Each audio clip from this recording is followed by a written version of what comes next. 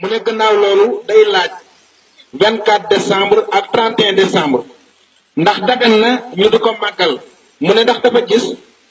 boroom kër yu bari di ko màggal doonte dañuy yokk seen dépense di ci bégal seen njaboot loolu mooy laaj bu njëkk bi. l'islam bi ñëwee dafa xotti yoonu boppam yoon wi mu xotti lépp lu baax dugg na ci biir lépp lu mu ci dugalul amul njëriñ. Isa alayhi salaatu wasalaam yonent la boo xam ne gannaaw Xaalid ibnu Sinaan moo fi mujj yonent bi sallallahu alayhi wa sallam tegu ci. juddu Isa alayhi salaam ba tey ci boppam mu arrixoon yi maanaam historiens yi d'accorduñ ci kañ la woon dañoo à peu près rek waaye amuñ ci certitude amuñ ci benn wóorute. ñaareel bi itam yonent bi sallallahu alayhi wa sallam gis na Seydina Omar amee benn page bu bokk ci Tawreet mu di ko liir yonent bi sallallahu alayhi wa sallam mer ba mer mi feeñ ci kanamam mu ne ko giñ naa ci suñu borom ne Muusaa bu doon dund du def lu dul topp ma moo di kon l'islam dafa dikk ñori lépp lu doon gën a yoon sànni fële tëral yoonu boppam. ñi nga xam ne nag ñu ngi koy def bu fekkee ne dañuy bëggal seen njaboot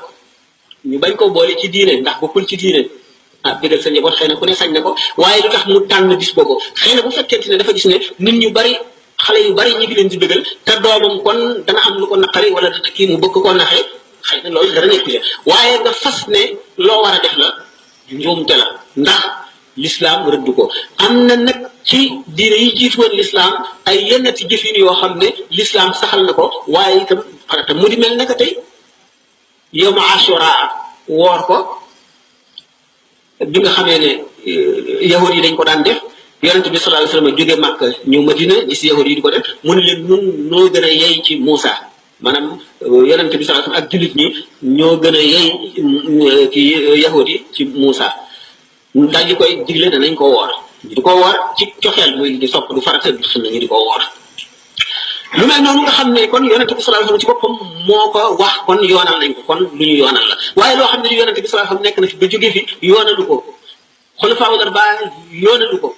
borom ñeenti ngir ñi yoonaluñ ko bokkul ci lislaam ko defit nañ ko tëral ci leneen du dul ci lislaam waaye bu ko tëral ci lislaam kooku mooy li ma ci mën a tontu ci laaj bu njëkk bi. ñaareel bi li di tey ak seen ñàkk fulla xale yi jàng ni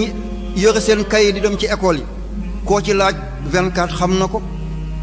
koo ci laaj janvier xam na ko Ascension Pentecôte Pâques Toussaint xam nañ li ko waral ak fan la ci at bi koo ci laaj tabaski lu koy waral xamu ko korite lu koy waral xamu ko gàmmo tamxarit kastu rajab nisfu shaabaan leetul qadar xanaa événement yi bi ci am lekk ba sa koll fees moo leen koy fàttali ko waaye événement bi suuxalu leen du yàgg mukk ba nga gis ba ci gàmmo catholique yi jënd xar di ko rend ngir màggal Seydina Muhammad doo ko gis abadan wala lii tam xarit la ñu ngi génn dem di yalwaan ci kër julli di wala ay ashura naka catholique yi doo ko gis mukk 24 julli di 31 ñooy dem jënd cadeau yi ay papa Noël ay père Noël ana fan la ñu jëm ummatu Muhammad nen moo gën a tuuti nen 31 wala 24 boo ko toggee jox ko sa njaboot ngir ñu béggu ci bés bi lépp lu wàccoon ci kaw Seydina Muhammad weddi nga ko lépp loo jëfaloon yàlla màbb na boo demee ci marché yi ñu ngi jënd cadeau yi rek lu tee bésu Tamxarit ñu jënd cadeau jox ko seen njaboot lu tee Korité ñu jënd ay cadeau ay oto ay roppalaan di ko jox xale ngir ñu xam bés boobu bési lan la di maslaa bi ñu maasale la loolu ban diina la ñu ne dialogue nañu dialogue diggante jullit ak yéefe jullit lan la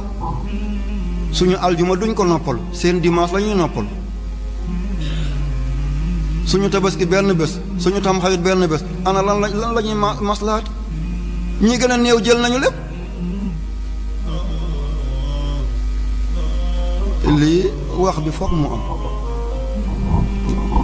lu neex doomi aadama nañ ko def li sëñ Tuubaa waxoon rek lam axaf aduwan walam arju sadiqan zimaami bi yadillah yaakaaruma xarit bu may dimbale ragaluma noon bu may lor sama nos ko maa ngi ko teg ci loxo yàlla lu mu dogal ci man gërëm naa ko